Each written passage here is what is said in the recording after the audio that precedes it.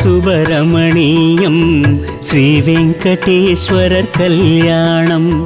കമനീയം സുബ്രഹ്മണ്യം ശ്രീ வெங்கடேஸ்வரர் கல்யாணம்.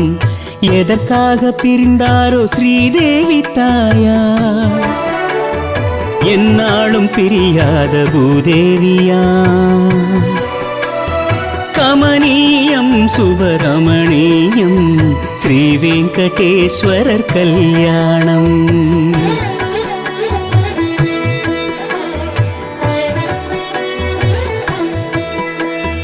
லக்னமும் வந்ததே, இன்று லக்னமே நின்றதே.